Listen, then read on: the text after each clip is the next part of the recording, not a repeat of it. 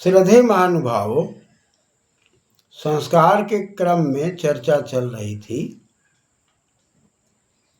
प्रतिज्ञा, और प्रतिज्ञा के अंदर ज्या अवबोधन धातु में प्रति लगा हुआ है। हम जब एक दूसरे को जानने लगते हैं और जानने के बाद एक दूसरे के जीवन को गतिशील बनाने के लिए जिन जिन ज्ञानों के प्रति हम आकर्षित होते चले जाते हैं और आकर्षित होकर उन ज्ञान के स्वरूपों को धारण करने लगते हैं, पालन करने लगते हैं, तब हमारी प्रतिज्ञा पूर्ण होती है। लेकिन हम वाणी से बोलते हैं, व्यवहार में नहीं लाते, कर्म में नहीं लाते, तब वह प्रतिज्ञा कोरी कल्पना हो जाती है। अतः दाम्पत्य जीवन में जो प्रतिज्ञाएं हो रही है संस्कार के माध्यम से, पति और पत्नी को गृहस्थ में जाने के बाद उत्तराधिकारी बनाने के लिए कैसा चिंतन करना होगा, कैसा व्यवहार करना होगा, इन तमाम बातों पर मंत्र हमें आदेशित कर रहे हैं।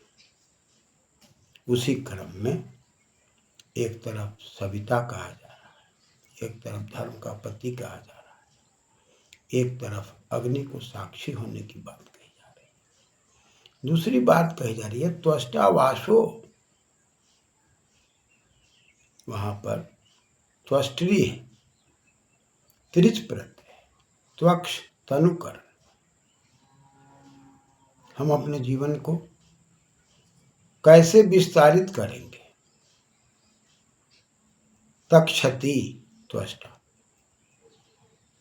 हम निर्माण करने चले हैं, अतः हमारी भावना में एक दूसरे में बसने की बात आनी चाहिए, गृहस्थ को बसाने की बात आनी चाहिए, परिवार को निर्मित करने की बात आनी चाहिए, तब हमारा आपका जीवन शुभ होगा। यदि हम बसने और बसाने की बात नहीं करते हैं, एक दूसरे को डाउटफुल दृष्टि से देखते हैं, सीइंग, वी आर सीइंग, हम लोग देख रहे हैं विथ डाउटफुल, तब वह दाम्पत्य जीवन निरर्थक हो जाएगा।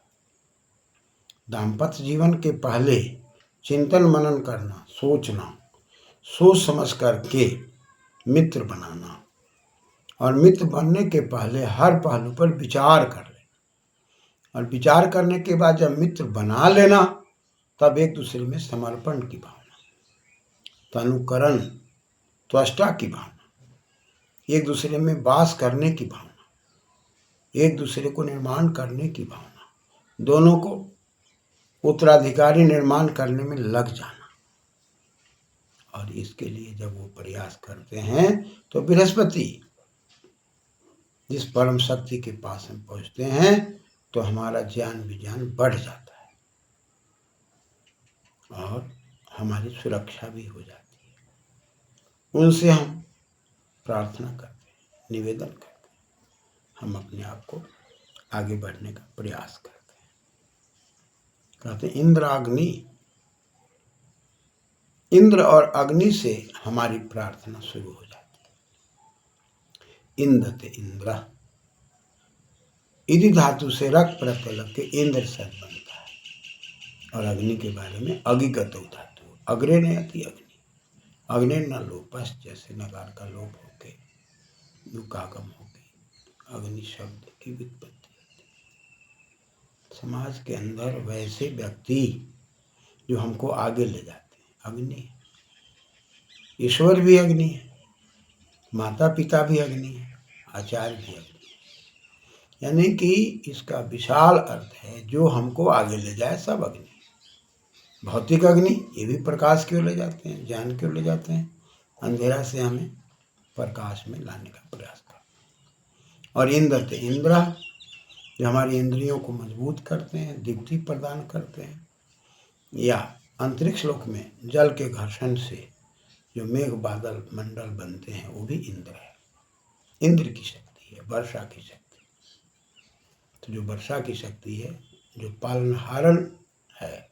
पालनहार है, जो सबको पालता पोषता है, इंद्र की शक्ति, वर्षा की शक्ति न हो तो धरती पर कोई भी पौधे, कोई भी फल, कोई भी अनाज न हो और जीवात्मा के जीने की कल्पना ही बेकार हो जाए। अतः वह जो इंद्र की शक्ति है और साथ ही साथ हमारी जो दीप्ति की शक्ति है, यह समाज में वैसे राजा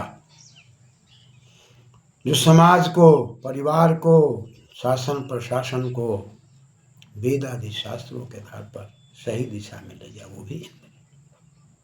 तो ऐसी शक्तियां जो निर्माण करने की शक्ति है, जो त्वष्टा की शक्ति है, जो हमेशा कल्याण की शक्ति है, जो विश्वकर्मा है, जो विश्व को, पूरे संसार को कर्म की ओर प्रेरित करते रहते हैं, ऐसी सारी शक्तियां इंद्र की शक्तियां।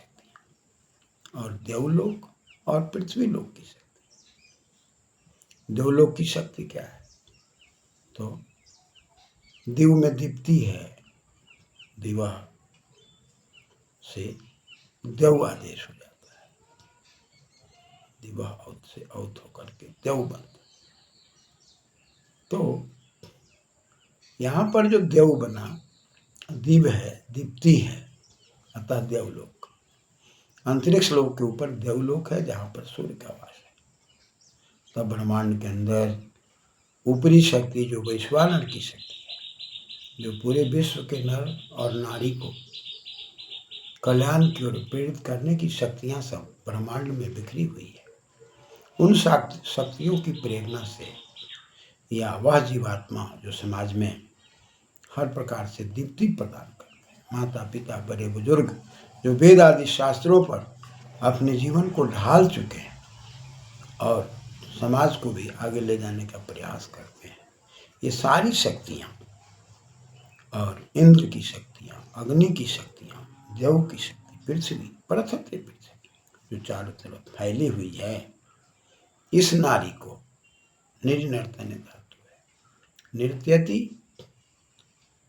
जो हमेशा नर्तन में है, पूरे परेशानियों में है, पूरी समस्याओं में है, संघर्ष में है, वह नर नारी हमेशा प्रयास में है कि कैसे मेरे बाल बच्चे अच्छे हो जाएं, इनको शिक्षा मिल जाए, मेरा उत्तराधिकारी कैसे बढ़िया बन जाए।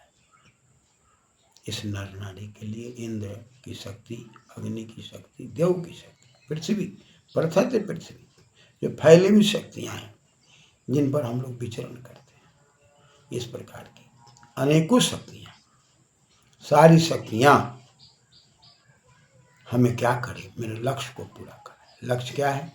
अच्छी प्रजा को प्राप्त करना। प्रखर रूपे न जायते प्रजा। इस नारी के लिए, इस नर के लिए